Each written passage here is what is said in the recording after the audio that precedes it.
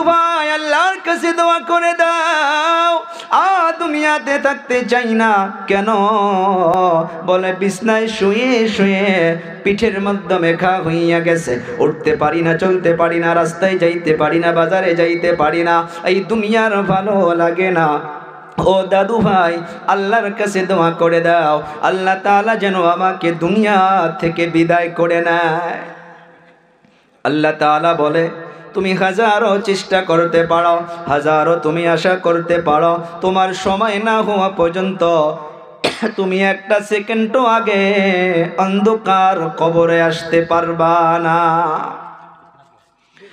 দুনিয়ার মাধ্যমে লক্ষ্য করে দেখুন, এই যে মওতকে নিয়া মানুষ আজকে কবরকে ভুলে গিয়েছে রে বাবা, মওতকে ভুলে গিয়েছে। দুনিয়ার মাধ্যমে আমার আপনার জন্য গুনাহ করা সহজ হইয়া গেছে, আমার আপনার জন্য পাপ করা সহজ হইয়া গেছে। একটাই কারণ, আমার আপনার জিন্দেগিতে কবরের ধ্যান নাই। হযরতে আবু বকরের জিন্দেগি তালাশ করে দেখুন, ওমরের জিন্দেগি তালাশ করে দেখুন, সমস্ত সাহাবা কেরামদের জিন্দেগিগুলো লক্ষ্য করে দেখা যায়, তারা অন্ধকার কবরের ভয়েতে দুনিয়ার জমিনে জান্নাতের সার্টিফিকেট পাওয়ার পরেও তারা শুধু কান্না আর কান্না করে গিয়েছে। হযরতে আবু বকর সিদ্দিক রাদিয়াল্লাহু তাআলা আনহু নফল নামাজে দাঁড়াইয়া গেছে, নফল নামাজে দাঁড়াইয়া একটা আয়াত পড়ে পড়ে আবু বকর সিদ্দিক রাদিয়াল্লাহু তাআলা আনহু চোখের পানি ছেড়ে দিয়ে নামাজের মাধ্যমে কান্না শুরু করে দিছে। একজন সাহাবী আল্লাহর নবীর নিকটে চলে আসলো, ইয়া রাসূলুল্লাহ, ইয়া হাবিবাল্লাহ। আবু বকর সিদ্দিক নফল নামাজে দাঁড়াইয়া একটা আয়াত পড়ে পড়ে কান্না করতেছে। নামাজের পর আবু বকর সিদ্দিক রাদিয়াল্লাহু তাআলা আনহুকে আমার আপনার নবী ডাকলো, ও আবু বকর, কেন এত তুমি নফল নামাজে কান্না করতেছ? কোন আয়াত তোমাকে কান্না করাইতেছে? কি পড়তেছ আর কান্না করতেছ? আবু বকর সিদ্দিক রাদিয়াল্লাহু তাআলা আনহু একটা আয়াত ওনাকে শোনাইলেন। মাশাআল্লাহ, কি নাম ভাইজান? মোহাম্মদ রাশিদুল ইসলাম। আব্বা মা আছে? বাবা নাই হাতে। মাশাআল্লাহ, রাশিদুল ইসলাম 500 টাকা। আরে বাবা নাই। আল্লাহ তাআলা যুবক ভাইয়ের আব্বার কবরটাকে আল্লাহ তাআলা জান্নাতের টুকরা বানায় দেখ। সবাই জোরে বলি আমিন। অন্ধকার কবরের মাধ্যমে জান্নাতের সুখ শান্তি দান করে দেখ। সবাই বলি আমিন। কি হুজুর কি নাম? নূরবাহার মারা গেছে, ওর বেটা আশিক ইকবাল 1000 টাকা দিছে, ওর মায়ে দিছে 1000, আর নূরবাহার বই দিছে 2000। নূরবাহার সাহেব চলে গিয়েছে, উনি চলে গিয়েছে, ওনার স্ত্রী 1000, ওনার স্ত্রী 2000, ওনার মায়ে 1000, ওনার স্ত্রী 2000, ওনার আম্মা জান 1000। আল্লাহ তাআলা নূর মুহাম্মদ সাহাবের অন্ধকার কবরটাকে জান্নাতের টুকরা বানাক। জোরে বলি আমিন। আল্লাহ তাআলা জান্নাতুল ফিরদাউস নসিব করে দেখ। জোরে বলি আমিন। অন্ধকার কবরের মাধ্যমে আল্লাহ তাআলা জান্নাতের হাওয়া প্রবেশ করিয়ে দেখ। জোরে বলি আমিন। নারে তাকবীর। অল্প পরে আসি সবাই ইনশাআল্লাহ। হ্যাঁ, সবারই নিব ইনশাআল্লাহ। আর একটা নাম যেন কি বলছিলেন স্যার? শাহজাহান 700 টাকা দিচ্ছেন, মেহতাব 730 টাকা, শাহজাহান ভাই 700 টাকা, 500 টাকা। আল্লাহ তাআলা কবুল করুক। জোরে বলি আমিন। আল্লাহ সবার মনের আশা উদ্দেশ্য পুরা করুক। জোরে বলি আমিন। ধ্যান দেবেন ইনশাআল্লাহ। ঠিক আছে, করবো ভাই। ভাই আলোচনা শুনে ইনশাআল্লাহ। আবু বকর সিদ্দিকের কথা বলতেছিলাম। দেখেন, আল্লাহর নবী সাল্লাল্লাহু আলাইহি সাল্লাম আবু বকরকে ডাকলো, আবু বকর, নামাজের মাধ্যমে কেন এত কান্না করতেছ?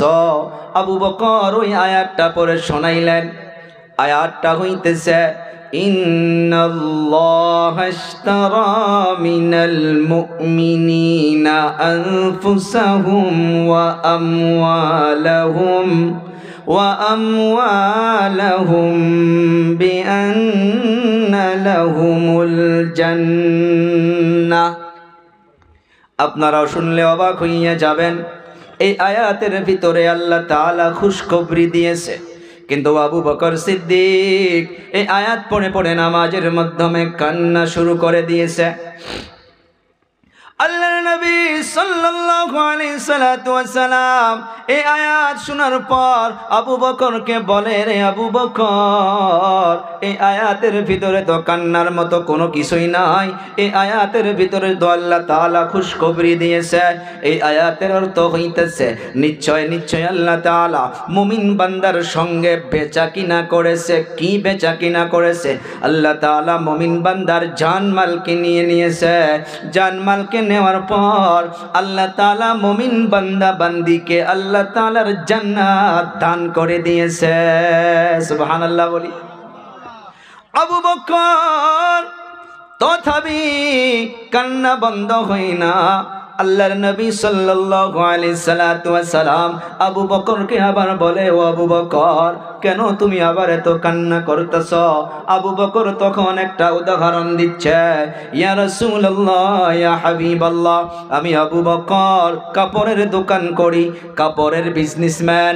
1 মাস হইয়া গেল আমার দোকান থেকে একটা বুড়ি আম্মা জান 1 মাস আগে একটা কাপড় কিনে নিয়ে গিয়েছিল।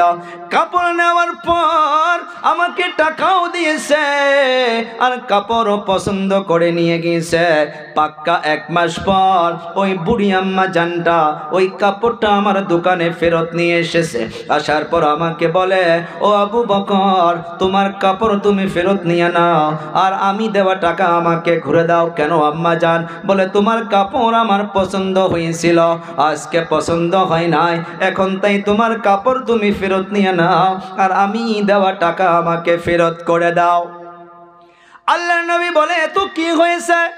আবু বকর এই কথা দেখেন কোন জায়গায় নিয়ে ফিট করছে।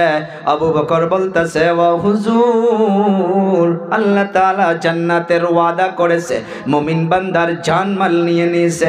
এমনও তো হইতে পারে কাল কিয়ামতের দিবসে আল্লাহ তাআলা যদি আমাকে ডাকে, ও আবু বকর এদিকে আয়, দুনিয়ার জমিনে যা কিছু করেছিস সব কিছু আমার অপছন্দ হয়েছে, তোর ইবাদত তুই ঘুরে নে আর আমি দেওয়া জান্নাত আমাকে ফেরত করে দে।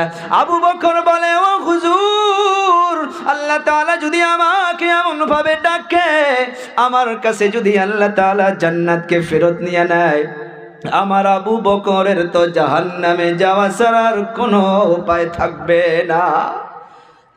এই কথা মনে করে করে করে করে আবু বকর সিদ্দিক নফল নামাজে দাঁড়াইয়া দাঁড়াইয়া এই আয়াতটা পড়ে পড়ে কান্না করতেছে। আবু বকরকে যাদের নাম নিয়া নিয়া আল্লাহর নবী সাল্লাল্লাহু আলাইহি সাল্লাতু ওয়াসাল্লাম জান্নাতের সার্টিফিকেট দিয়েছে। ক্বালান নবী সাল্লাল্লাহু আলাইহি ওয়াসাল্লাম, আবু বকর ফিল জান্নাহ, ওমর ফিল জান্নাহ, ওসমান ফিল জান্নাহ, আলী ফিল জান্নাহ, তালহা ফিল জান্নাহ, জুবাইর ফিল জান্নাহ। আল্লাহর নবী এই সাহাবা কিরামদের নাম নিয়া নিয়া নিয়া নিয়া আল্লাহ তাআলার হাবিব তাদেরকে জান্নাতের সার্টিফিকেট দিয়েছে। জান্নাত প্রাপ্ত সাহাবী দুনিয়ার জমিনে এত ইবাদত করার পরেও, জান্নাতের সার্টিফিকেট পাওয়ার পরেও এই অন্ধকার কবরের জন্য ওই জাহান্নামের ভয়েতে আবু বকর সিদ্দিক কান্না করে। এদিকে ওমর রাদিয়াল্লাহু তাআলা, এই যে আমার আপনার সম্মুখে রমজানুল মুবারক, অনেক খুশনসিব এই শাবান মাসে আপনারা এই প্রোগ্রামের আয়োজন করেছেন। অনেকে আমরা জানি না শাবান মাস আল্লাহর নবী সাল্লাল্লাহু আলাইহি সাল্লাতু ওয়াসাল্লাম মা আয়েশা রাদিয়াল্লাহু তাআলা আনহা বলতেছে যে আমি আমার পয়গম্বরকে অর্থাৎ আমার স্বামীকে বিশ্বনবীকে আমি অন্য মাসে এত পাবন্দির সাথে দেখি নাই যত পাবন্দির সাথে আমি শাবান মাসে দেখেছি। শাবান মাসে বেশি বেশি রোজা রাখত, আল্লাহর নবী বেশি বেশি করে ইবাদত করত আর রমজান মাসের জন্য অপেক্ষা করে থাকত। ওমর রাদিয়াল্লাহু তাআলা আনহু রমজানুল মুবারক পার হইয়া গেছে, ঈদের দিন ওমর রাদিয়াল্লাহু তাআলা আনহু ওনার রুমের দরজাটা বন্ধ করে ঈদের দিন বসে বসে বসে বসে চোখের পানি ছেড়ে দিয়ে কান্না করে। সাহাবা কেরাম গিয়ে প্রশ্ন করে, ও ভাই, আজকে তো ঈদের দিন, আজ তো খুশির দিন, আপনি কেন এত কান্না করেন? আজকে খুশি মানানো দরকার। ওমর রাদিয়াল্লাহু তাআলা আনহু জবাব দিয়া বলে, রে ভাই, আজকে তো খুশি ওই ব্যক্তির জন্য যারা রমজানুল মুবারক পান করার পর নিজের জীবনের গুনাহ মাফ করতে পেরেছে, যারা জান্নাতের নৈকট্য হাসিল করতে পেরেছে, তাদের জন্য তো খুশির দিন। আমার ওমরের ভয় যে আমি রমজানুল মুবারক পার হইয়া গেল, আমি আমার নিজের জীবনের গুনাহ মাফ করতে পারলাম কিনা। ওমরের মতো সাহাবী ঈদের দিন এই অন্ধকার কবরের জন্য কান্না করে। আরো শুনলে অবাক হইয়া যাবেন, ওমর রাদিয়াল্লাহু তাআলা আনহুর সন্তান নাম হইতেছে আব্দুল্লাহ, আর আমার আপনার বিশ্ব নবীর নাতি হোসেন রাদিয়াল্লাহু তাআলা আনহু। আজ অনেকে দাদুগুলো আছেন দুনিয়ার মাধ্যমে এই যে নাতিদেরকে নাতনিদেরকে মহাব্বত যে এত লাগে, এইটা সেই সময় থেকে চলে আসছে। আমার আপনার নবী হাসান হোসেনকে যে এত মহাব্বত করত, একটা দিন দেখে মা ফাতেমার বাড়ির দিকে যাওয়া শুরু করছে। হাসানের কান্নার আওয়াজ, হোসেনেরও কান্নার আওয়াজ। আমার আপনার নবী ফাতেমা রাদিয়াল্লাহু তাআলা আনহার দরজার মাধ্যমে গিয়ে আওয়াজ দিল, ফাতেমা দরজা খুলে দিল। দরজা খুলে দেওয়ার পর আমার আপনার নবী প্রশ্ন করে, ও আম্মা জান, হাসান হোসেন কেন কান্না করে? ফাতেমা বলে, ও আব্বু জান, বাড়িতে খাওয়ার জন্য কোনো কিছুই নাই, ভুকের জন্য হাসান একদিকে কান্না করতেছে, ভুকের জন্য হোসেন একদিকে কান্না করতেছে। আমার আপনার নবী নাতির মোহাব্বতে হারে ডাক দিল হোসেনকে, হোসেন আয় আয়, এদিকে আয়।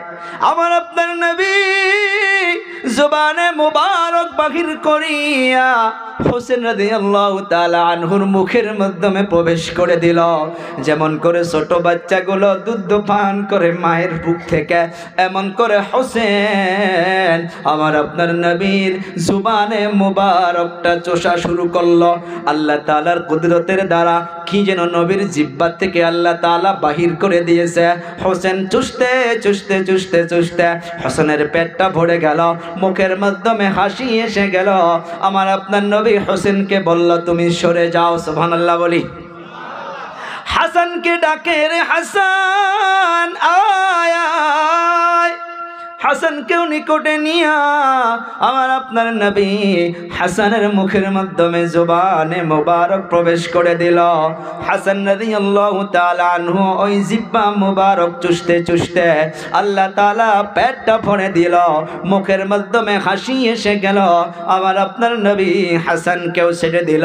ছেড়ে দেওয়ার পর ফাতেমাকে বলে, ও আম্মা জান, দুনিয়ার মাধ্যমে হাসানকে যেন কেউ কষ্ট না দাও, হোসেনকে যেন কেউ কষ্ট না দাও। হাসানকে কষ্ট দিলে, হোসেনকে কষ্ট দিলে আমাকে কষ্ট দেওয়া হবে। আমি নবী হইয়া বলে গেলাম। একদিন ওই হাসান হোসেন আমার আপনার নবীকে বলে, নানা যান, আমরা সওয়ারির মাধ্যমে চড়ব, আমরা ঘোড়ার মাধ্যমে উঠব। আমার আপনার নবী সাথে সাথে নিজের হাঁটু মুবারক জমিনের মাধ্যমে লাগাইয়া দিল, হাতগুলো জমিনের মাধ্যমে লাগিয়ে দিয়া নিজের পিঠের মাধ্যমে হাসান হোসেনকে নিয়া ওই মাটির মাধ্যমে আমার আপনার নবী নিজে সওয়ারি হইয়া হাসান হোসেনকে সওয়ার করায়। ও দাদার দল, ও নানা জানেরা, আজকের তারিখে দেখা যায় দুনিয়ার মাধ্যমে ওই মোহাব্বত তখন থেকে চলে আসছে। মা আয়েশা রাদিয়াল্লাহু তাআলা আমার আপনার নবীকে বারবার দেখেছে যে কোন সময় যেমন করে খাদিজার কথা মনে করেছিল, এমন করে কোন সময় হাসান হোসেনের কথা বলে বলে নবী চোখের পানি ছেড়ে দিয়েছিল, এত মোহাব্বত করত। ওমর রাদিয়াল্লাহু তাআলা আনহুর কথা বলতেছিলাম যে হোসেন রাদিয়াল্লাহু তাআলা আনহু, এদিকে ওমরের সন্তান আব্দুল্লাহ, দুইজনে ওই মদিনাতুল মুনাওয়ারা একই মাদ্রাসার ছাত্র। হোসেন রাদিয়াল্লাহু তাআলা আনহু হাত থেকে বারবার কলমটা ফালাইয়া দেয় আর আব্দুল্লাহকে বলে কলমটা তুলে দাও। ওমরের সন্তান কলমটা তুলে দেয়, বিশ্ব নবীর নাতি আবার ফালাইয়া দেয়। আব্দুল্লাহকে বলে আবার তুলে দাও, আবার তুলে দেয়। অল্প পরে আবার হোসেন কলমটা ফালাইয়া দেয়। ছোট বাচ্চা আব্দুল্লাহকে বলে আবার তুমি কলমটা তুলে দাও, বারবার তুলে দেয়, বারবার ফালাইয়া দেয়। এর জন্য আব্দুল্লাহ বলে উঠল যে বারবার আমার কাছে তুলে নাও, আমি কি তোমার গোলাম নাকি? আব্দুল্লাহ হোসেনকে বলল যে আমি কি তোমার গোলাম নাকি? একদিকে ওমরের সন্তান আর একদিকে আলীর সন্তান বিশ্ব নবীর নাতি। যখনই হোসেনকে বলল যে আমি কি তোমার গোলাম নাকি, হোসেন রাদিয়াল্লাহু তাআলা আনহু জবাব দিয়া বলল শুধু তুমি গোলাম নও, তুমি গোলামের বাচ্চা গোলাম। ওমরকে গোলাম বলে দিল। আব্দুল্লাহর মাথা নষ্ট হইয়া গেল। কিতাব তাড়াতাড়ি তুলে ব্যাগের মাধ্যমে ভরাইয়া নিয়া বাড়ির দিকে রওনা হইয়া গেল। ও আব্বু জান, আর আমি মাদ্রাসায় যাব না। কেন? এই জন্য যাব না, হোসেন বারবার কলমটা ফালাইয়া দেয় আর আমি আবার তুলে দেই, আবার ফালাইয়া দেয়, আবার তুলে দেয়, আবার ফালাইয়া দেয়, আবার তুলে দেয়। এর জন্য আমি বলেছিলাম যে বারবার তুমি কলমকে ফালাইয়া দাও আর আমি বারবার তুলে দেই, আমি কি তোমার গোলাম নাকি? আমি এটা বলার সঙ্গে সঙ্গে হোসেন আমাকে বলল শুধু তুমি গোলাম নাও, তুমি তো গোলামের বাচ্চা গোলাম। ও আব্বু জান, আপনাকেও গোলাম বলেছে। এর বিচার যতক্ষণ পর্যন্ত হবে না তার একদিন আগেও আমি মাদ্রাসায় যাব না। হযরতে ওমর বলল ঠিক আছে, আগামী কাল মদিনাতুল মুনাওয়ারায় মসজিদে নববীর মাধ্যমে বিচার হবে। ওমর রাদিয়াল্লাহু তাআলা আনহু মেম্বারের মাধ্যমে বসে আছে। বসে থাকার পর সবাইকে জমা করেছে। ওমর রাদিয়াল্লাহু তাআলা আনহু হোসেনকে ডাকতেছে, এদিকে আব্দুল্লাহকেও ডাকতেছে। আব্দুল্লাহকে ডাকার পর হোসেনকে ডাকার পর ওমর রাদিয়াল্লাহু তাআলা আনহু হোসেনকে প্রশ্ন করে, রে বাবা, তুমি কি একে গালি দিয়েছো নাকি? বলে হ্যাঁ, গালি তো দেই নাই, একটা কথা বলেছি। বলে কি বলেছ? বলে আপনি বলেন। ও হোসেন, তুমি নাকি বলেছ ও গোলাম আর ও গোলামের বাচ্চা গোলাম, তুমি নাকি আমাকেও গোলাম বলে গালি দিয়েছ? হোসেন রাদিয়াল্লাহু তাআলা আনহু বলে হ্যাঁ।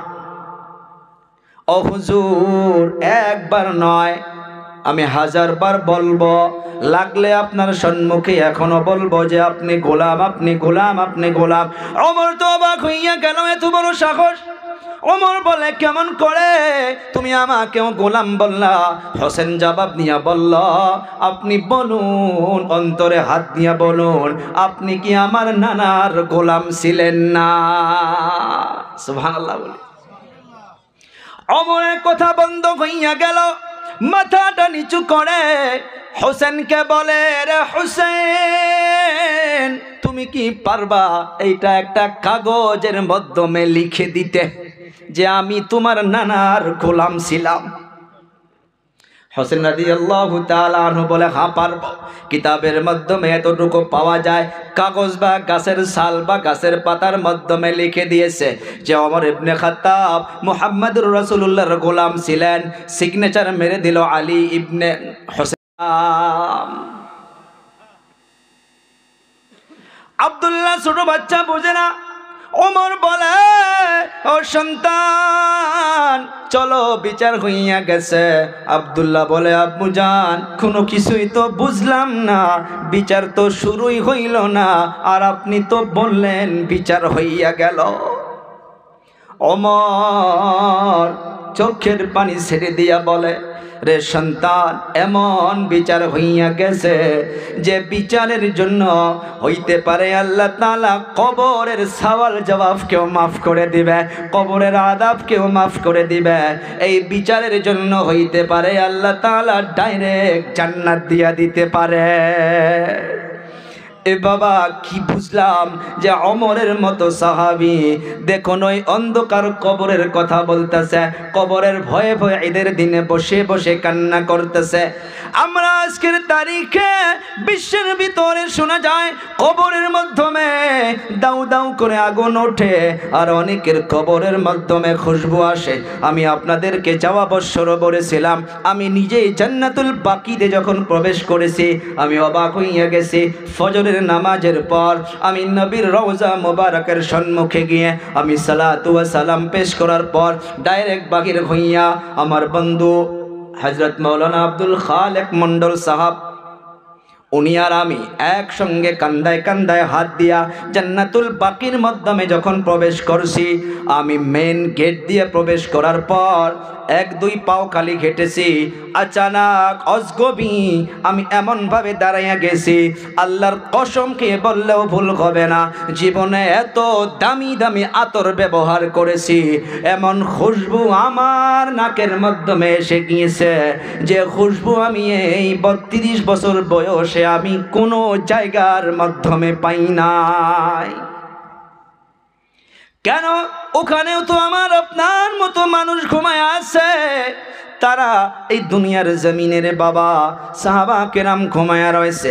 চলতে চলতে চলতে চলতে কিছু দূর যাওয়ার পর ওসমান রাদিয়াল্লাহু তাআলা আনহুর কবরের নিকটে গিয়ে দাঁড়াইয়া গেলাম। ওখানে আলাক করে খুশবু আসা শুরু করলো, আর অল্প পরে হালিমাতু সাদিয়া, আমার আপনার নবীর দুধ মা আম্মা জান হালিমাতু সাদিয়ার কবরের নিকটে চলে গেলাম। ওখানে আলাক করে খুশবু পাইতেছি।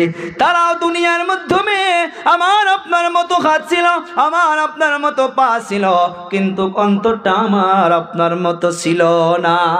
তাদের টার্গেট ছিল জান্নাত। এ বাবা আমি আপনি দুনিয়া থেকে বিদায় হইয়া যাব, এই যে অন্ধকার কবর, কেউ নাই কেউ নাই। আপন সন্তান ওই বাবাকে যখন কবরে রাখা হবে, ওই যে আয়াত পড়বে, মিনহা খালাকনাকুম ওয়া ফিহা নুঈদুকুম ওয়া মিনহা নুখরিজুকুম তারাতান উখরা। এই উখরা শব্দটা মুখে আসার পর দেখবেন সন্তান বাবার কবরের উপরে হাতটা এমনভাবে ঝাঁকি দিবে, বাবা সন্তানের কবরের উপরে হাতটা এমনভাবে ঝাঁকি দিবে। কেন কেন দেয়? এর কথা হইতেছে রে সন্তান, তোকে দুনিয়ার জমিনে এত মোহাব্বত করেছিলাম, তোর জন্য আমি এত টাকা পয়সা খরচ করেছিলাম, কিন্তু কবরের মাধ্যমে রাখার পর রে সন্তান, আজ থেকে আমি বাবা হইয়া তোর জন্য কোনো কিছুই করতে পারবো না। যার জন্য হাতটা ঝাঁকি দিয়ে আমি এইটা বুঝাইতে চাচ্ছি যে আজ থেকে তোর খবর তোর কাছে, আর আমার খবর আমার কাছে। হযরতে ফাতেমা বিশ্ব নবীর মেয়ে, উনাকে যখন কবরে রাখার জন্য নিয়ে যাওয়া হলো, কবরের মাধ্যমে রাখার সময় একজন সাহাবী কবরকে বলতেছিল, রে কবর, কাকে তোর নিকটে রাখতেছি, খবর রাখিস। এইটা হইতেছে আলী রাদিয়াল্লাহু তাআলা আনহুর স্ত্রী। ও কবর, ইনার সঙ্গে যেন ভালো আচরণ করা হয়। কবর কোনো জবাব দেয় না, আবার বলে, রে কবর, জান্নাতের যুবকদের সর্দার হাসান হোসেন রাদিয়াল্লাহু তাআলা আনহুমা, ওনার আম্মা জানকে তোমার হাওয়ালা করা হইতেছে রে কবর, এনার সঙ্গে যেন ভালো আচরণ করা হয়। কবর কোনো জবাব দেয় না, আবার বলা হয়, রে কবর, যার জন্য আল্লাহ কুল কায়নাতকে সাজাইছে, যিনি সিফারিশ না করলে কেউ জান্নাতে যাইতে পারবে না, ওই বিশ্ব নবী মুহাম্মদুর রাসূলুল্লাহ সাল্লাল্লাহু আলাইহি সাল্লাতু ওয়া সালামের মেয়ে ফাতেমাকে তোর নিকটে রাখা হইতেছে রে কবর, ইনার সঙ্গে যেন ভালো আচরণ করা হয়। কবর থেকে তখন একটা আওয়াজ আসছে যে শোনো শোনো শোনো, আমি চিনি না ফাতেমাকে, আমি চিনি না হাসান হোসেনের মাকে, আমি চিনি না আলী হায়দারের স্ত্রীকে, আমি জানি আমার নিকটে যে যত ভালো আমল নিয়ে আসবে, ওই আমল মোতাবিক আমি তার সাথে তেমনই আচরণ করব। কে? ফাতেমা।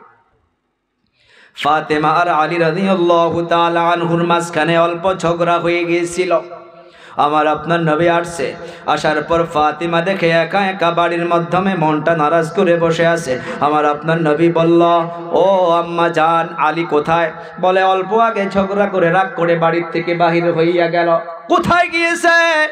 মা ফাতেমা বলে, হইতে পারে মদিনায় মসজিদে নববীর দিকে চলে যাইতে পারে। আমার আপনার নবীর সঙ্গে সঙ্গে বাড়ির থেকে বাহির হইল।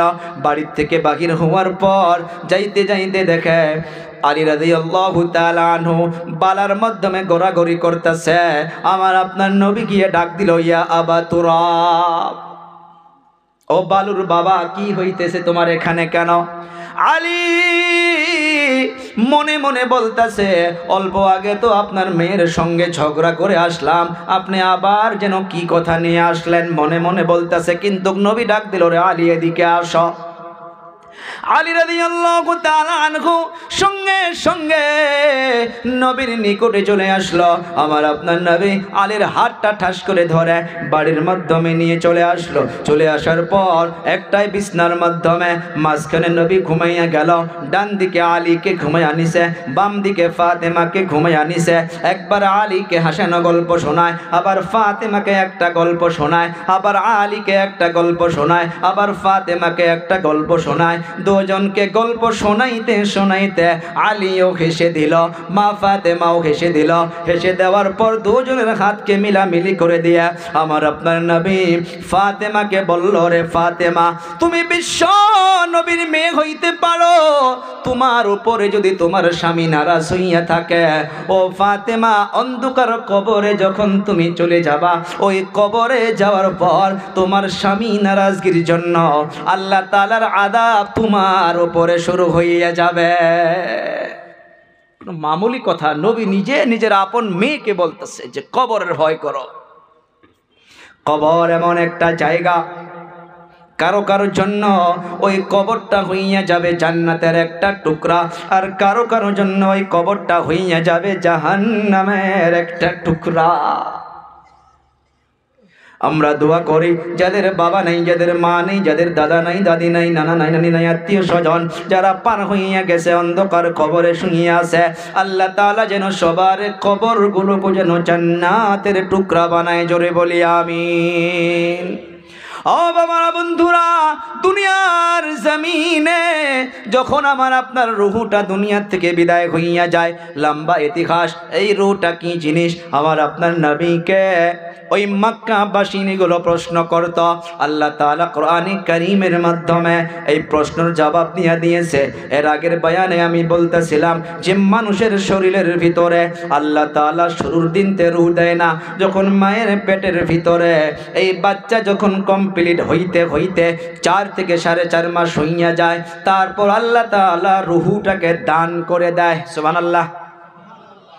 আল্লাহ তাআলা কোরআনে বলল, ও পয়গম্বর, আপনাকে যদি প্রশ্ন করে যে রূহ কি জিনিস, আপনি তাদেরকে জবাব দিয়ে দেন। কোরআনে কারীমের মাধ্যমে আল্লাহ তাআলা জানাইছে, ওয়া ইয়াসআলুনাকা আনির রূহ কুলির রূহু মিন আমরি রাব্বি।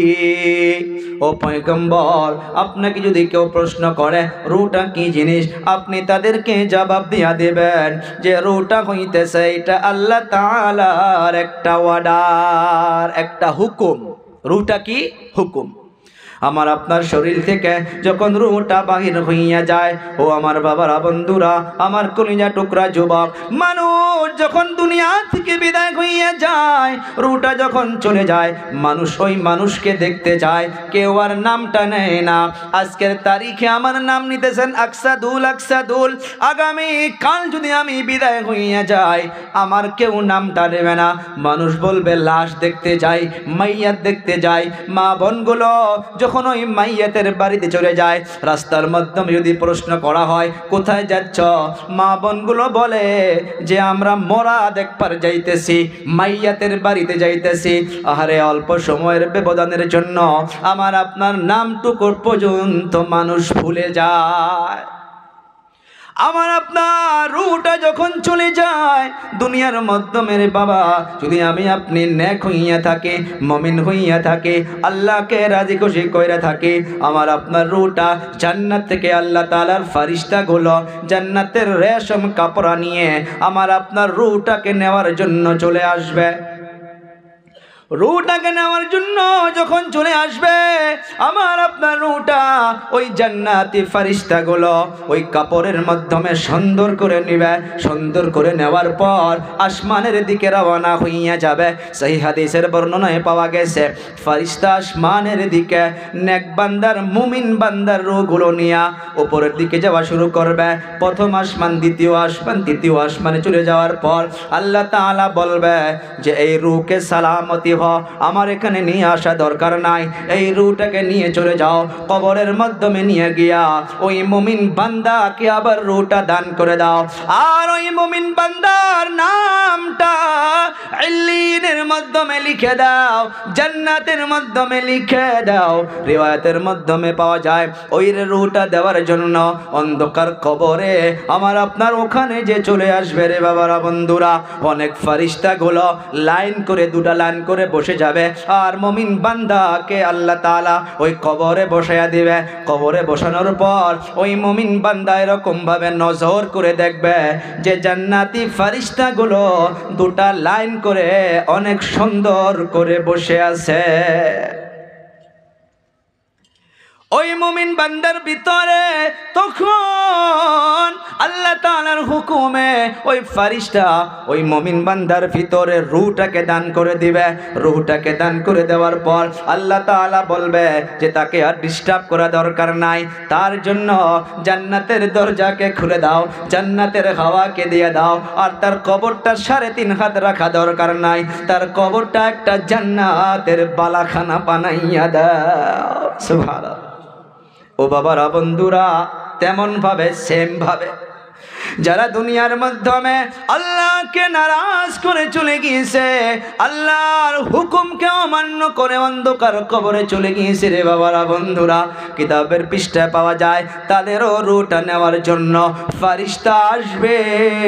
কিন্তু ওই জান্নাতি ফেরেশতা নয়, জাহান্নামী ফেরেশতাগুলো আসবে। জাহান্নাম থেকে গন্ধওয়ালা একটা কাপড়, একটা গান্দা কাপড়, একটা লেতরা কাপড় নিয়ে আসবে। আর ওই খারাপ মানুষের রূহটা ওখানে নিয়ে নেবে। নেওয়ার পর আসমানের দিকে রওনা শুরু করবে। প্রথম আসমানে যাওয়ার সাথে সাথে ফেরেশতা ধমক মেরে উপরে যাইতে দিবে না, যে দরকার নাই, দরকার নাই, এই রূহটা নিয়ে উপরের দিকে চলে যাওয়া দরকার নাই, এই রূহটা নিয়ে চলে যাও, কবরের মাধ্যমে নিয়ে যাও। আর আল্লাহ তাআলা হুকুম দিবে তার নামটা জাহান্নামে সিজ্জিনের মাধ্যমে লিখে দাও। আর তার রূহটা তার কবরের মাধ্যমে তার ভিতরে দিয়ে দাও। দিয়ে দেওয়ার পর ফেরেশতাকে নিযুক্তি করে দেওয়া হবে। অন্ধকার কবর, দুই পাশের মাটির চাপ এমন ভাবে চাপ দেওয়া শুরু করবে রে বাবারা বন্ধুরা, এক পাশের হারা আর এক পাশের হারা দিয়া ঢুকে যাবে ওই অন্ধকার কবরে। দুনিয়ার মাধ্যমে বেমারে লিপ্ত হইয়া থাকলে একবার বড় ভাই এসে নিকটে বসে যায়, একবার মা নিকটে এসে যায়, একবার আশপাশি দেখতে আসে। মানুষ অ্যাক্সিডেন্ট হইয়া চিল্লা চিল্লি করলে কত মানুষ জমা হইয়া যায়। অন্ধকার কবরে কেউ নাই, কেউ নাই। উপরে দেখবো তাকাইয়া বাঁশের চাঙ্গারি, ডানে দেখবো মাটি, বামে দেখবো মাটি, সম্মুখে মাটি, পিছনে মাটি, কোনো কিছুই নাই। একটাই থাকতো, সেটা হইতেছে আমল। আর ওই আমলের জায়গায় দুনিয়ার মাধ্যমে গুনাহ করতে করতে করতে করতে আল্লাহকে নারাজ করে চলে গিয়েছে রে বাবারা বন্ধুকা। এই দুনিয়ার মাধ্যমে যে আগুন 70 গুণ বেশি জাহান্নামে আগুন হইয়া যাবে, পারবো না রে বাবা। একবার আপনারা চেক করেন, একটা মোমবাতি লাগান, ওই মোমবাতির মাধ্যমে উংলিটা দিয়ে দেখেন, ওই মোমবাতির আগুনটা কেউ সহ্য করতে পারে না।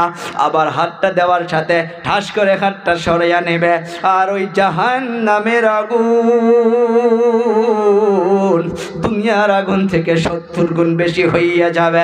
অন্ধকার কবরে কেউ নাই, কেউ থাকবে না রে বাবা, কোনো বন্ধু থাকবে না, কোনো সাথী থাকবে না।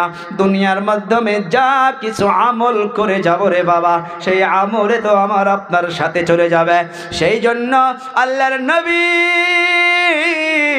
সাল্লাল্লাহু আলাইহি সাল্লাতু ওয়াস সালাম বলে গিয়েছে, রে মানুষ, দুনিয়ার মাধ্যমে যতদিন পর্যন্ত এই চক্ষু দুটা খোলা থাকবে, এই নিঃশ্বাসটা খোলা থাকবে, ততদিন পর্যন্ত মানুষের নেক আমল চলতে থাকবে, মানুষের সওয়াব চলতে থাকবে। যখন এই চক্ষু দুটা বন্ধ হইয়া যাবে, মানুষের নেক আমল শেষ হইয়া যাবে, অন্ধকার কবরে চলে যাওয়ার পর নিজে আর কোনো কিছুই করা যাবে না। বাবাকে কবরে রেখেছি, মাকে কবরে রেখেছি, বড় ভাইকে কবরে রেখেছি রে বাবারা বন্ধুরা, এখন অন্ধকার কবরে ঘুমায় আছে, তারা সেখানে নিজের আমল কোনো কিছুই করতে পারবে না। আজ দুনিয়ার জমিন থেকে বাবার জন্য সন্তান যা পাঠাবে, মায়ের জন্য সন্তান যা পাঠাবে, ছেলের জন্য বাবা যা পাঠাবে, স্ত্রীর জন্য স্বামী যা পাঠাবে, অন্ধকার কবরে ঘুমায়া ঘুমায়া সেখানে সেটাই তারা পাইতে থাকবে। আল্লাহর নবী সাল্লাল্লাহু আলাইহি সাল্লাতু ওয়াস সালাম দুনিয়ার মাধ্যমে রে বাবা বারবার বাবার কথা মনে করে করে কান্না করত, মায়ের কথা মনে করে করে কান্না করত, স্ত্রীর কথা মনে করে করে কান্না করত করে আয়াত জানাইয়া দিয়েছে, সন্তানদের দায়িত্ব হইতেছে ওই বাবার জন্য দোয়া করো, ওই মায়ের জন্য দোয়া করো, বড় ভাইয়ের জন্য দোয়া করো। দুনিয়ার মাধ্যমে রে যুবক দুটা মানুষ এমন পাওয়া যায় যারা স্বার্থ ছাড়া সন্তানকে মহাব্বত করে, কোনো স্বার্থ দেখে না। এক নাম্বার হইতেছে মা, আর এক নাম্বার হইতেছে, 2 নাম্বারে হইতেছে বাবা। দুনিয়ার মাধ্যমে আমার আপনার নবী সাহাবা কেরামদেরকে জমা করে নিয়েছে, জমা করার পর সাহাবা কেরামদেরকে বলতেছে, রে সাহাবী, আল্লাহ তাআলা আমাকে সব নেয়ামত দিয়েছে, কিন্তু একটা নেয়ামত থেকে আল্লাহ তাআলা আমাকে মাহরুম রেখেছে। সাহাবা কেরাম অবাক হইয়া, এই বক্সটা কেটে গিয়েছে। সাহাবা কেরাম তো অবাক হইয়া গেল। সাহাবা কেরাম প্রশ্ন করে, ইয়া রাসূলুল্লাহ, আল্লাহ তাআলা আপনাকে কোন নেয়ামত দেয় নাই? আল্লাহ তাআলা আপনাকে তো সব নেয়ামত দিয়েছে। আল্লাহর নবী চোখের পানি ছেড়ে দিয়ে দিয়ে কান্না করে বলতেছে, ও সাহাবীরা রে, তোমরা অন্তরে হাত দিয়া বলো, জীবনে তোমরা একবার হলেও বাবাকে বাবা বলে ডাকতে পেরেছ, কিন্তু আমি মুহাম্মদ জীবনে একবার জন্য আব্বাকে আব্বা বলে ডাকতে পারি নাই। ও আমার যুবক, ও বাবারা বন্ধুরা, নবী আমার সাহাবা কেরামদেরকে জমা করে নিয়েছে মসজিদে নববীর মাধ্যমে। আল্লাহর নবী সাহাবা কেরামদেরকে নিয়ে বলে গেল, ও আমার সাহাবীরা রে, যদি আমার মা বেঁচে থাকতো, হুজ্জাজ কেরামগুলো ভালো করে জানবেন, যাদেরকে আল্লাহ তাআলা মসজিদে নববীতে নিয়েছে, মসজিদে নববীর মুসাল্লা আমার আপনার নবীর হুজরায়ে মুবারক, অর্থাৎ আজকের তারিখে যে রওজা আতহার, সেটা থেকে মসজিদে নববীর মুসাল্লা অত একটা ডিস্টেন্স হবে না, এখান থেকে ওই বক্স তার থেকে আর অল্প দূর হবে। আল্লাহর নবী সাহাবা কেরামদেরকে বলতেছিল, ও আমার সাহাবীরা রে, যদি আমার দুনিয়ার মাধ্যমে মা বেঁচে থাকতো, আমি মসজিদে নববীর মাধ্যমে ফরজ নামাজের মাধ্যমে দাঁড়াইয়া যাইতাম, আমি নামাজের ইমামতি করার জন্য নিয়াত বাঁধিতাম, আমি আল্লাহু আকবার বলে নিয়াত বাঁধিতাম, আমি কিরাত শুরু করতাম, আলহামদুলিল্লাহি রাব্বিল আলামিন। ওদিকে আমার মা জানতো না যে আমি নামাজের মাধ্যমে আসি। আমার মা যদি না জানার জন্য দরজা থেকে খিড়কির থেকে যদি আমার নামটা ধরে একবার ডাকতো, ও বাবা মুহাম্মদ তুমি কোথায়, আমার মায়ের ডাকটা যদি নামাজের মাধ্যমে আমার কানে চলে আসতো, আমি মায়ের ডাকটা শোনার পর আমি ফরজ নামাজের ইমামতিকে বাদ দিয়া, আমি নামাজকে ভঙ্গ করে দিয়া আমি মায়ের খেদমতে হাজির হইয়া যাইতাম। ও যুবক, ও আমার আব্বু জানেরা, কয়েকদিন আগে গোলপাড়ার একটা ঘটনা, রাত্রবেলা 1:30-2টা বাজে আমি মেডিকেলে চলে গিয়েছি। সন্তান হাতের মাধ্যমে স্যালাইন চলতেছে, নাকের মাধ্যমে অক্সিজেন লাগানো আছে। বাবা ঘুমায়া পড়ছে, বড় ভাই ঘুমায়া পড়ছে, বেডের মাধ্যমে সন্তান ঘুমায়া আছে, অক্সিজেন চলতেছে। আমি সাইড দিয়া গিয়া দেখি ওই পালেঙ্গের সাইডে একটা কাপড় বিছাইয়া একজন মহিলা আল্লাহর কাছে আসলটা এমন ভাবে তুলে ধরছে। আল্লাহ কি বলতেছে, ও দয়াবান আল্লাহ, আমার সন্তান এডমিট হইয়া আছে, আমার সন্তান সিরিয়াস হইয়া আছে। ও আল্লাহ, আমি মা হইয়া আপনাকে বলতাছি গো আল্লাহ, আমার সন্তানের যদি হায়াত নাই, আমি মা হইয়া আল্লাহ আমার যদি হায়াত আছে, আমার হায়াতটুকু সন্তানকে দিয়া দাও। আমি মায়ের হায়াতকে কমাইয়া দিয়া আমার সন্তানের হায়াতকে বাড়াইয়া দাও। আমার সন্তান যেন দুনিয়া থেকে বিদায় হইয়া না যায়। এ বাবার বন্ধুরা, দুনিয়ার মাধ্যমে মা বাবাগুলো এমনভাবে সন্তান দিগকে স্বার্থ ছাড়া মোহাব্বত করে। আরও একটা ঘটনা, কিতাবের নয়, বাস্তব মেডিকেলের ঘটনা। হাজব্যান্ড ওয়াইফ, স্বামী স্ত্রীকে সে মেডিকেলের মাধ্যমে স্ত্রী গর্ভধারিণী হয়ে আছে। ডক্টর আল্ট্রাসাউন্ড সোনোগ্রাফি করে বলে দিয়েছে যে সিজার করতে হবে। সিজার এমন পর্যায়ে চলে গিয়েছে, হাজব্যান্ডকে ডেকে নিল, স্বামীকে ডেকে নেওয়ার পর ডক্টর বলতেছে যে আপনার স্ত্রীকে তো সিজার করতে হবে, কিন্তু কেমন পর্যায়ে আছে, রিপোর্ট মোতাবিক আপনার স্ত্রীর গর্ভের মাধ্যমে যে সন্তান রয়েছে সে সন্তান এমন অবস্থায় আছে সিজার করার পরেও দুজন বাঁচবে না। হইলে মাকে বাঁচাইতে হবে, মা বেঁচে গেলে সন্তান বাঁচবে না, সন্তানকে যদি বাঁচাইতে হয় মা বাঁচবে না। যাও যাও যাও, স্বামী স্ত্রী আত্মীয় স্বজন পরামর্শ করে তাড়াতাড়ি আমাকে জানাও কি করতে হবে। স্বামী এই কথা শোনার সাথে সাথে পায়ের তল থেকে যেন জমিনটা সরে গেল। এমন অবস্থায় ঢুলতে ঢুলতে স্ত্রী বেডের মাধ্যমে ঘুমায় আছে। স্ত্রীর নিকটে আসার পর স্ত্রীকে বলতে চায়, আবার কথাটা আটকে যায়, বলতে পারে না, আবার বলতে চায় বলতে পারে না, কান্না এসে যায়, আবার বলতে চায় বলতে পারে না। স্ত্রী বলে, কি হয়েছে গো, বলুন কি হয়েছে। স্বামী তখন বলে, ডক্টর এমন ভাবে বলল যে আপনাকে সিজার করতে হবে, সিজার করতে হলেও সন্তানকে যদি বাঁচাইতে হয় তুমি নাকি বাঁচবা না, তোমাকে বাঁচাইতে হলে সন্তান বাঁচবে না, কি করা লাগবে আমার তো মাথায় কাজ করে না। আমি কি বলবো ডক্টরকে গিয়ে, তোমার কথা বলবো নাকি সন্তানের কথা বলবো, আমার তো কোনো মাথায় কাজ করে না। স্ত্রী তখন চোখের পানি ছেড়ে দেয়া স্বামীর হাতটা ঠাস করে ধরে বলে, 4 বছর হইয়া গেল বিবাহ হওয়া, তোমার জন্য বাবার মোহাব্বতকে ছেড়ে দিয়েছি, তোমার জন্য মায়ের মোহাব্বতকে ছেড়ে দিয়েছে, তোমার জন্য ভাই বোনের মোহাব্বতকে ছেড়ে দিয়েছে। ও পানের স্বামী গো, যাও যাও যাও, দেরি কইরেন না, ডক্টরকে গিয়া বলে দাও আমি মা হইয়া মরার জন্য প্রস্তুত আছি, আর দেরি কইরেন না, দেরি কইরেন না। ডক্টরকে গিয়া বলে দাও সিজার করতে গিয়া আমার জীবনটা যেন নষ্ট করে দেয়, আমাকে যেন মেরে ফেলে, আমার পেটের বাচ্চার যেন কোনো কিছু না হয়। স্বামী যাইতে চায় না, স্ত্রী ধাক্কা মেরে স্বামীকে পাঠাইয়া দেয়, যাও যাও যাও, দেরি কইরেন না, দেরি হইলে সন্তান মরে যাইতে পারে, আমি মা হইয়া মরার জন্য প্রস্তুত আছি, আমার সন্তানের যেন কোনো কিছুই না হয়। ও যুবক, হাত জোর করে বলে যাইনি বাবা, আমিও একটা যুবক, দুনিয়ার মাধ্যমে কেউ পাবেন না। আপনাকে যদি কেউ 1 কাপ চা পান করায়, ওই 1 কাপ চায়ের পিছনে কমসে কম 1000টা মকসদ লুকায়া থাকবে, কিন্তু দুনিয়ার মাধ্যমে স্বার্থ ছাড়া দুইজনে মোহাব্বত করে, মা আর বাবা, মা আর বাবা, মা আর বাবা। ও বাবা, মা হইয়া বলতেছে, ও স্বামী যাও ডক্টরকে গিয়া বলে দাও আমি নিজের জীবনকে মেরে ফেলে আমি সন্তানের জীবনকে বাঁচাইতে চাই। সারা পৃথিবী তালাশ করেন, এমন একটা মানুষ যদি খুঁজে দিতে পারেন যে নিজের জীবনকে মেরে অপরের জীবনকে বাঁচাইয়া দিবে, কেউ থাকবে না। দুটাই মানুষ বাড়াবে, একটা হবে মা আর আরেকটা হবে বাবা। ও আমার আব্বু জানে না, তাই আমরা কবরস্থানের মাধ্যমে বসে আছি রে বাবা।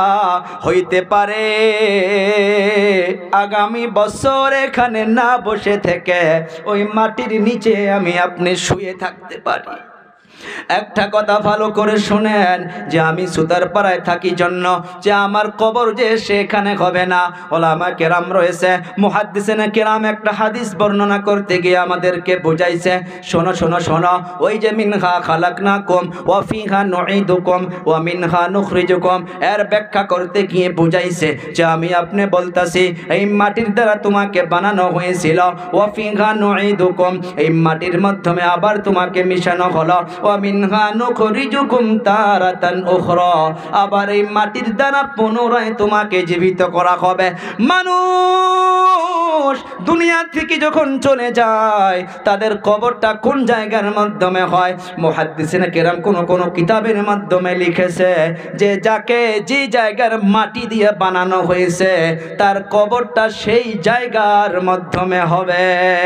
সেই জন্য দেখা যায় মানুষ থেকে গোলপাড়ায় যাইতেছে বোম্বাই, তার মৌত ওখানে হইতেছে, মানুষ থেকে বোম্বাই আসতেছে গোলপাড়া, তার মৌত এখানে হইতেছে। ভালো মানুষ সকালবেলা খানা খাইয়া গাড়ি নিয়া সফর করতে চলে গেল বোম্বের মাধ্যমে, গুয়াহাটির থেকে এই প্লেনের মাধ্যমে চলে গেল দিল্লির মাধ্যমে। ওখানে যাওয়ার পর একটা দোকানে চা খাইতে খানে সেখানে ইন্তেকাল হইয়া গেল। মুসলমানগুলো ধরাফেরা করে নিয়ে গিয়া দিল্লির ওই কবরস্থানে তাকে ঘুমাইয়া দেয়।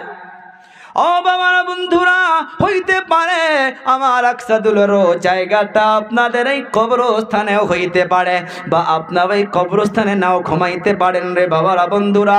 হাত জোর করে করে বলে যাই রে বাবা, ওই কবরের খেয়াল করে, ওই অন্ধকার কবরে রাত্রবেলা আমি মাঝে মাঝে নিজেই মনে করি ঠান্ডা দিন যাইতেছে, আমি মাঝে মাঝে রাত্রবেলা ঘুমের লাইটকে বন্ধ করে দিয়া, আমি কম্বলটা মাথায় দিয়া, আমি চক্ষু দুটা বন্ধ করে মাঝে মাঝে মনে করি আহা আমার নিকটে বোধহয় কেউ নাই, উপরে অন্ধকার, ডাইনে অন্ধকার, বামে অন্ধকার।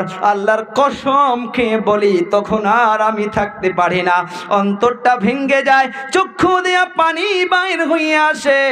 আরে আজ এত জায়গায় আলোচনা করতেছি, আজ তা হোক কাল ওই কবরের মাধ্যমে আমাকে এমন ভাবে রাখবে আর তো কেউ দেখতে পারবে না, কেউ খবরও নিতে পারবে না। তেমন ভাবে রে বাবারা বন্ধুরা, ওই অন্ধকার কবরে চলে যাওয়ার আগে দুনিয়ার মাধ্যমে আমাকে আপনাকে ওই মা বাবার খেদমত করতে হবে, আল্লাহকে রাজি খুশি করতে হবে, নামাজ বন্দেগি পড়তে হবে। আল্লাহ তাআলা টাকা পয়সা দিয়েছে, ধন দৌলত দিয়েছে। কোরআনে কারীম থেকে জানেন আল্লাহ তাআলা এই টাকা পয়সা কোন জায়গায় খরচ করবেন, চলুন কোরআন থেকে শুনি। আল্লাহ তাআলা জানাইয়া দিলেন, ও পয়গম্বর, আপনাকে মানুষ প্রশ্ন করতে পারে, ওয়ায়াসআলুনাকা মাযা ইউনফিকুন, আপনাকে যদি প্রশ্ন করে যে আপনার টাকা কোন জায়গায় সর্বপ্রথম খরচ করবা, কার জন্য খরচ করবা, আল্লাহ তাআলা জানিয়ে দিলেন, কুল, ও পয়গম্বর আপনি বলে দিন, কুল মা আনফাকতুম মিন খাইরিন ফালিল ওয়ালিদাইন। আল্লাহু আকবার বলি। ও বাবারা বন্ধুরা, আয়াত দিয়া বললাম রে বাবা, আপনারা ভাববেন যে চান্দার জন্য বলল না, মন চাইলে দিবেন, না চাইলে না দিবেন, দিতে পারবেন দিবেন না আল্লাহ তাআলা জানবে। আল্লাহ তাআলা জানাইয়া দিলেন, ও পয়গম্বর আপনাকে মানুষ যখন প্রশ্ন করবে যে আপনার টাকা পয়সা কোন জায়গায় খরচ করবে, আল্লাহ তাআলা জানাইয়া দিলেন, কুল মা আনফাকতুম মিন খাইরিন ফালিল ওয়ালিদাইন। ওয়ালিদাইনের অর্থ হইতেছে মা বাবার জন্য, মা বাবার জন্য, মা বাবার জন্য আল্লাহ তাআলা টাকা পয়সা দিয়েছে। কোরআন বলতেছে তোমার টাকা পয়সা রে বাবা সর্বপ্রথম তোমার মায়ের জন্য খরচ করো, তোমার বাবার জন্য খরচ করো। মা বাবা বেঁচে আছে রে বাবারা বন্ধুরা, বাজারে চলে যান, 1 কেজি আপেল নিয়ে আসেন, আধা কেজি আঙ্গুর নিয়ে আসেন। ওই মা বাবা জীবিত থাকা অবস্থায় মায়ের মুখে একটা আঙ্গুর তুলে দেন, বাবার মুখে একটা আঙ্গুর তুলে দেন। একটা সময় এমন ছিল যে সময় আপনার মন চাইছিল মা বাবার খেদমত করব, মা বাবাকে আপনি ভাল মন্দ খিলাবেন। এই যে শাবান মাস, রমজানুল মোবারক আসতেছে রে বাবারা বন্ধুরা, আমার বাড়ির মাধ্যমে টার্গেট করে নিয়েছি যে রমজানুল মুবারকে আমার মা কোন জিনিসটা খাইতে ভালোবাসে, আমার নিজের কথা বলতাছি, আমার বাবা কোন জিনিসটা খাইতে ভালোবাসে। এখন থেকে আমি টার্গেট করতেছি। কেন? কারণ আমার মা বাবা বেঁচে আছে। ও বাবা, শাবান মাস অনেক বড় ফজিলতের মাস, সামনে রমজানুল মুবারক অনেক বড় ফজিলতের মাস। আরে অনেকের মা নাই, বাবা নাই, অনেকের দাদা নাই, দাদি নাই। আর দুনিয়ার জমিনে মা বাবাও যদি বেঁচে আছে, ওই মা বাবার জন্য খরচ করার জন্য আমি আশা করব রে বাবা, এই অন্ধকার কবরের মাধ্যমে যাদের মা বাবা চলে গিয়েছে, যাদের দাদা দাদি চলে গিয়েছে, আমি বসে বসে শুনেছি 10,000ও দিয়েছেন, 5,000ও দিয়েছেন, কিন্তু আমিও বরকতি হিসাবে 1টা বেজেছে, 5 মিনিট আমি টাইম আপনাদের কাছে চাবো। কেউ আছেন নাকি? 1-2টা ব্যক্তি 15,000 টাকা দেনেওয়ালা কেউ সর্বপ্রথম ওই মা বাবার রুহের মাগফিরাতের জন্য 15,000-এর জন্য আছেন কেউ? একজন ব্যক্তি 15,000 টাকা দেনেওয়ালা। নারে তাকবীর, তাকবীর লিল্লাহি তাকবীর। কে সেটা? কে আছে এখানে? না, এখানে নাই। জামাই হয়তো ফোন করে দিছে, ওনার মা বাবা আছে, ওনার মা বাবা আছে। বাবা মারা গেছে। কি নাম বললে? মাসুম সোনারু মা বাবা নাই, চলে গিয়েছে। ফোনের জরিয়া করে জানিয়ে দিয়েছে 15,000 টাকা দিয়ে দেবে। আরে আল্লাহ তাআলা যেন ওনার আব্বা মার কবরটাকে জান্নাতের টুকরা বানায়, জোরে বলি আমিন। আল্লাহ তাআলা দাদা দাদি নানা নানি খানদানে খানদান আত্মীয় স্বজন যিনারা চলে গিয়েছে, আল্লাহ তাআলা যেন সবার কবরে কবরে আর সওয়াবকে পৌঁছায় দেয়। এ বাবা, আল্লাহ তাআলা যেন তার মনের নেক আশা উদ্দেশ্য পুরা করে দেয়। আল্লাহ তাআলা যেন কারোবারে বরকত দেয়, অন্তরের দুঃখ বেদনাকে দূর করিয়া দেয়। মৌতের আগে জীবনে একবার হলেও আল্লাহ তাআলা যেন কাবাতুল্লাহ তাওয়াফ করিয়া দেয়, জোরে বলি আমিন। মৌতের আগে একবার হলেও আল্লাহ তাআলা যেন আপনার হাবিব পাকের রওজা মুবারক জিয়ারত নসিব করিয়া দেয়। জি, কি বললেন আপনি? 10,000 টাকা দেনেওয়ালা আছেন কেউ গো? 10,000 টাকা দেনেওয়ালা আর কেউ আছেন নাকি? 1-2 জন ব্যক্তি ভাই আমার 10,000 টাকা দেনেওয়ালা বাবারা অনেকে দিয়েছেন 10,000 টাকা দেন। নারে তাকবীর, নারে তাকবীর, মাশাআল্লাহ, জাযাকাল্লাহ খায়রান ফিদ দারাইন। আমাকে অনেক আদর স্নেহ করে, আমাকে অনেক মোহাব্বত করে। আসেন, সামনে আসেন। নাম লেখছেন না? কি আসলে নামটা? সফিয়া রহমান। 10,000 টাকা মাও নাই, বাবাও নাই।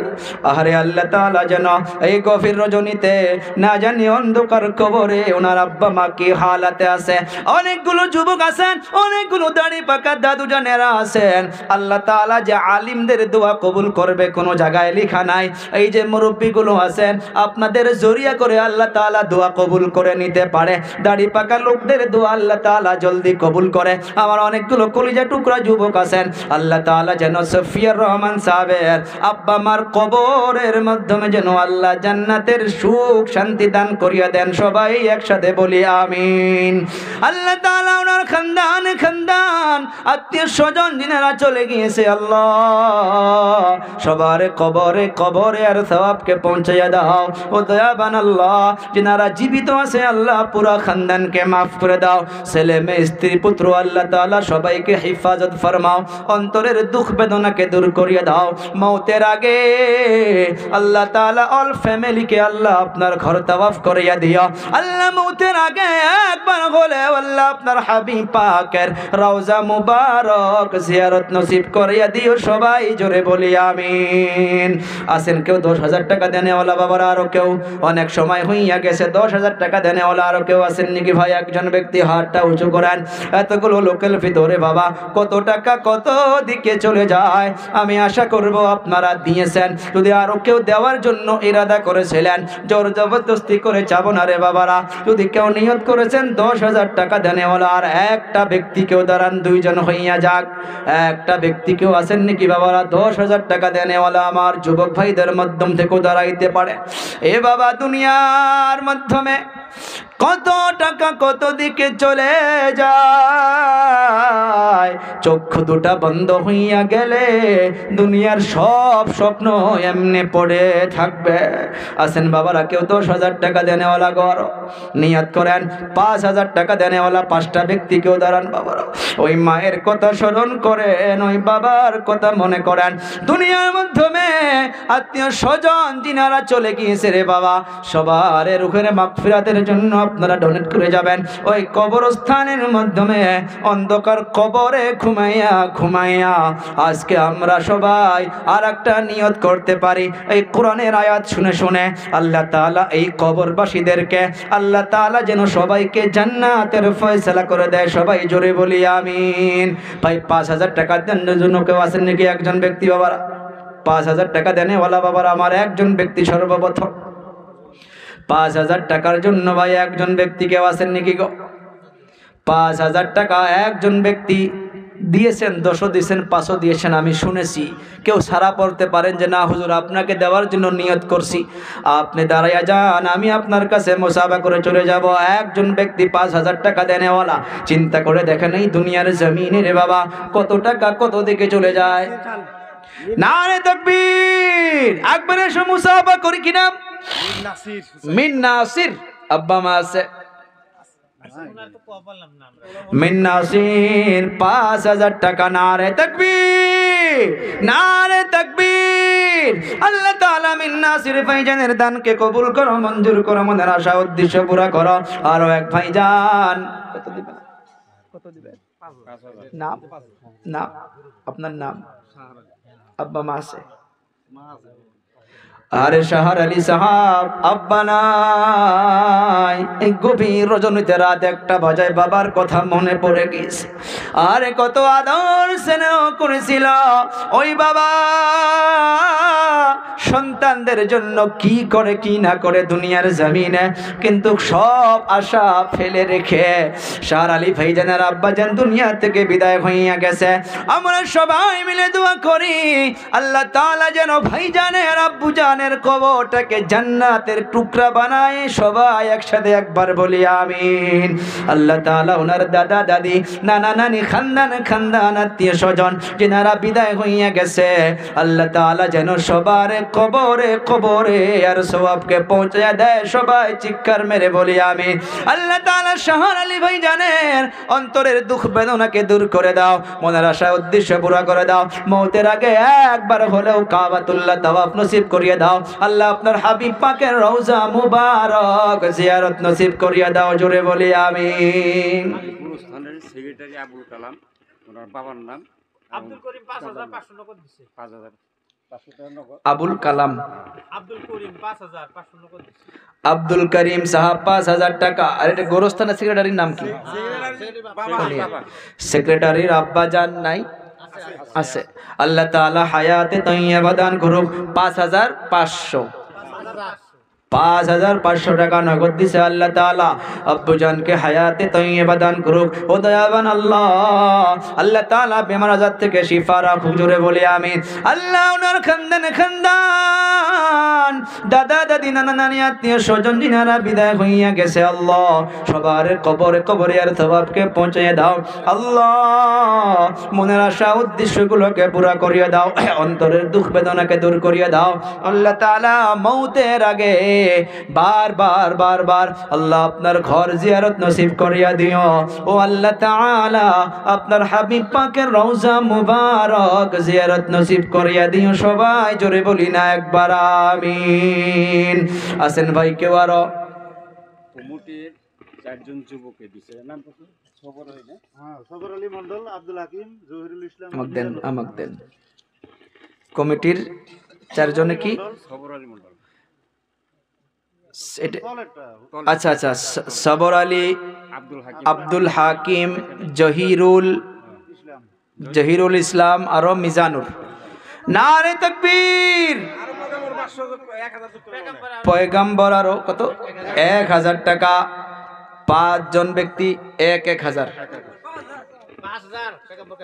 পয়গম্বর সাহেব 5000 টাকা নারে তাকবীর আল্লাহ তাআলা কবুল করো মঞ্জুর করো মনের আশা উদ্দেশ্য পুরো করো আল্লাহ আল্লাহ এই 5 জন মিলে আল্লাহ যে যে নিয়ত করে দান করলো আল্লাহ আত্মীয় স্বজনময় মুরব্বী পিতা মাতা আল্লাহ যেনারা দুনিয়া থেকে বিদায় হইয়া গেছে গো আল্লাহ আল্লাহ কবরগুলোকে জান্নাতের টুকরা বানায়া দাও জোরে বলি আমিন দোয়া দেই আমরা আমিন বলি আল্লাহ তাআলা খানদানে খানদান যিনারা চলে গিয়েছে সবার কবরে আর সওয়াবকে পৌঁছায়া দাও আল্লাহ অল খানদানকে maaf করে দাও আল্লাহ অন্তরের দুঃখ বেদনাকে দূর করে দাও আল্লাহ ফ্যামিলির মাধ্যমে সুখ শান্তি দান করে দাও আল্লাহ মওতের আগে সবাইকে কাবাতুল্লাহ তাওয়াফ নসিব করে দাও আল্লাহ আপনার হাবিব পাকের রওজা মুবারক জিয়ারত নসিব করে দাও মানে কদম আলী এই তাবারকের জন্য সেটা ব্যবস্থা করছে আর সামনের ওয়াল খালি করে দিব কদম আলী সাহেব তাবারকের জন্য কিছু ব্যবস্থা করে দিয়েছে সামনের ওয়ালটাও করে দিবে একটা তাকবীর দেই নারে তাকবীর আর জোরে নারে তাকবীর আল্লাহ তাআলা কদম আলী সাহেবের দানকে কবুল করো মঞ্জুর করো মনের আশা উদ্দেশ্য পুরো করো খানদান আত্মীয় স্বজন যিনারা বিদায় হইয়া গেছে আল্লাহ সবার কবরের সওয়াবকে পৌঁছে দাও আল্লাহ যিনারা জীবিত আছে আল্লাহ সবাইকে হায়াতে তৈয়বা দান করো সুস্থ রাখো আল্লাহ দুনিয়ার মাধ্যমে কত প্রকারের বেমার আজার হইতেছে আল্লাহ ক্যান্সার থেকে সুগার থেকে আল্লাহ জ্বর থেকে সর্দি থেকে আল্লাহ সবাইকে হিফাজত ফরমাও 5000 টাকা তো দোকানদার আব্দুল সাত্তার 5000 টাকা থেকে 1000 নগদ দিছে নারে তাকবীর দোকানদার আব্দুল সাত্তার 5000 টাকা দিয়ে দিল আল্লাহ দানকে কবুল করো মঞ্জুর করো মনের আশা উদ্দেশ্য পুরা করো আর আত্মীয় স্বজন ময় মুরব্বী আল্লাহ পিতা মাতা যিনারা বিদায় হইয়া গেছে আল্লাহ সবার কবরে আর সওয়াবকে পৌঁছে দাও আল্লাহ মনের আশা উদ্দেশ্য পুরা করো মুসাফা করি ছোট এটা কারা কি নাম বাবু তোমার আব্দুল্লাহ আনসারী আল্লাহ ছোট্ট একটা নিষ্পাপ বাচ্চা আল্লাহ এই বাচ্চার দানের জরিয়া করে আমাদের সবার দানকে কবুল করুক বলে আমিন আল্লাহ বাচ্চাকে হায়াতে তৈয়বা দান করো আল্লাহ 500 টাকা দান করে গেল আল্লাহ কবুল করো মঞ্জুর করো মনের আশা উদ্দেশ্য পুরা করো ওনার নাম আজ মাহমুদ 1 মিনিট ওই যে মুরব্বি সাহেব কত দিছে আচ্ছা মাশাআল্লাহ আব্দুল সাত্তার সাহেব 5000 টাকা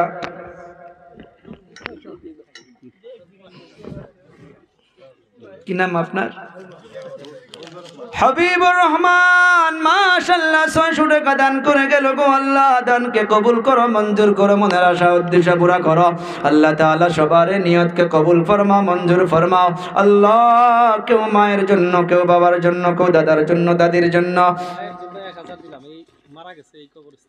আপনার নাম আব্দুর রাজ্জাক মানা এইখানে ঘুমায় আছে আরে মায়ের জন্য 1000 টাকা সন্তান হইয়া এই গভীর রজনীতে মায়ের মমতা মায়ের প্যার মায়ের আদর স্নেহ মনে পড়ে গেছে ও আল্লাহ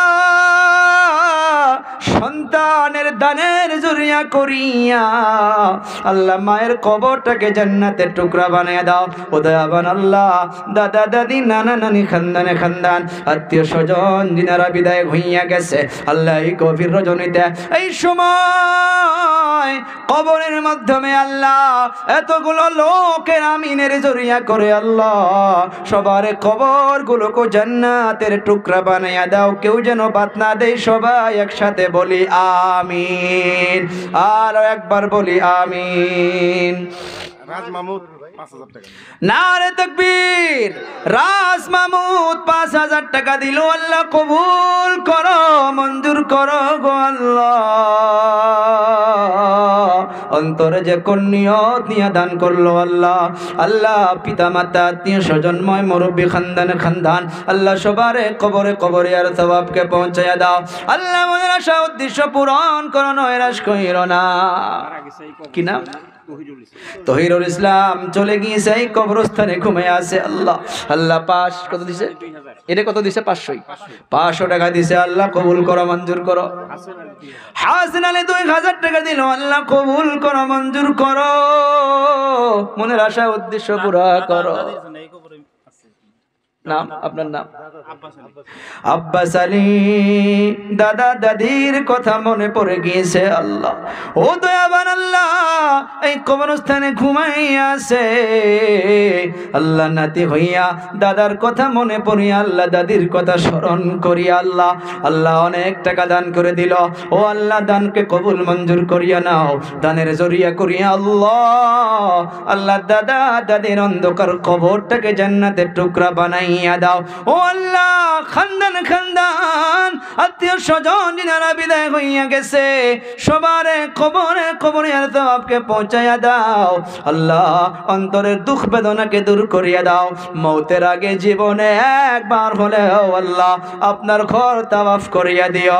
ও আল্লাহ, আপনার হাবিব পাকের রওজা মুবারক জিয়ারত নসিব করিয়া দিও। সবাই একবার বলি আমিন। নারে তাকবীর। আমাদের বানাত মাদ্রাসার প্রেসিডেন্ট সাহেব, নাম নাই ওনার, আরমান আলী, মাশাআল্লাহ 1000 টাকা দান করলো। আল্লাহ দানকে কবুল করো, মঞ্জুর করো আল্লাহ। ওনার আত্মীয় স্বজন বড় ভাই আল্লাহ যিনারা খানদানে খানদান চলে গিয়েছে আল্লাহ, আল্লাহ সবার কবরে কবরে আর সবকে পৌঁছাইয়া দাও, অন্তরের দুঃখ বেদনাকে দূর করিয়া দাও, মনের আশা উদ্দেশ্যগুলোকে পূরণ করিয়া দাও আল্লাহ, নৈরাশ কইরো না আল্লাহ, হায়াতে তৈয়বা দান করো। নারে তাকবীর। নাম আবু বকর মন্ডল, মাইকম্যান, প্যান্ডেলম্যান 500 টাকা দান করলো আল্লাহ। ও আল্লাহ, দানকে কবুল করো, মঞ্জুর করো আল্লাহ। খানদানে খানদানি যারা চলে গিয়েছে আল্লাহ, সবার কবরে কবরে আর সওয়াবকে পৌঁছে দাও। আমার বড় ভাই আমার বন্ধু আব্দুল খালেক সাহাব আসছে বোধহয়, ওনাকে উপরে নিয়ে আসো আল্লাহ তাআলা। আমাদের মাইকম্যান সাহেবের দানকে কবুল করো, মঞ্জুর করো। ও বাবারা, 5000 টাকার জন্য আছেন নাকি কেউ আল্লাহর বান্দারা? 5000 নাই, 2000 3000 করে নিয়ে আসেন রে বাবা। নাই যদি আপনারা 1000 করে টাকা দিয়ে দেন, আমি মুসাফির হই। মাশাআল্লাহ 500 কি নাম? জালাল মন্ডল। জালাল মন্ডল 500 দান করে দিল, আল্লাহ কবুল করো, মঞ্জুর করো। আব্দুর রশিদ 500 টাকা, আল্লাহ কবুল করো, মঞ্জুর করো আল্লাহ। 500 করে আগতে আইনেন না, 1000 করে 2000 কারা কারা দিবেন একবারে আসেন রে বাবারা, বন্ধুরা এদিকে আসেন, এদিকে আমি মুসাফা করব, আপনাদের কাছে দোয়া নিয়ে চলে যাব। আপনারা মুরব্বী মানুষ, আল্লাহ কবুল করো, মঞ্জুর করো আল্লাহ, মুরব্বীদের দানকে কবুল করো, মঞ্জুর করো। ও যুবক, 1000 করে টাকা কারা কারা দিবেন একবারে আসেন। 2000 করে টাকা কারা কারা দিবেন একবারে আসেন।